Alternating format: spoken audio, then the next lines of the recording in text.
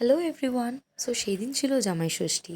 আজকে যেই ব্লগটা তোমরা দেখবে সেটা শ্যুট করেছে মা। দিদা বাড়িতে জামাই ষষ্ঠী পালন করতে মা, মাসি, মেসো, বাবা সবাই পৌঁছে গিয়েছিল, কিন্তু আমার ছিল অফিস, তাই জন্য আমি আর দিদা বাড়িতে যাইনি। তো আজকের ব্লগটা তোমাদের জন্য, প্রত্যেক ঘরের মেয়ে, জামাই এবং শাশুড়ি মায়েদের জন্য।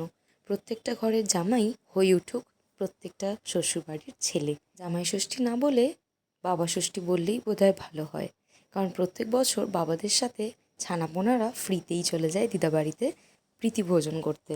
যাই হোক, আজকে হচ্ছে ফিশ কাটলেট, ভেটকি মাছের পাতুরি, বাসন্তী পোলাও আর কষা মাংস। সো তোমাদের জামাই ষষ্ঠীটা কেমন কেটেছে সেটা অবশ্যই কিন্তু কমেন্ট বক্সে জানিও। আর প্রথম বছর কে কে জামাই ষষ্ঠী খেলে আর তোমাদের এক্সপিরিয়েন্স অবশ্যই শেয়ার করো কমেন্ট বক্সে। দেখা হচ্ছে খুব তাড়াতাড়ি নেক্সট একটা ব্লগে। সবাই সুস্থ থেকো, ভালো থেকো, সাবধানে থেকো, টাটা।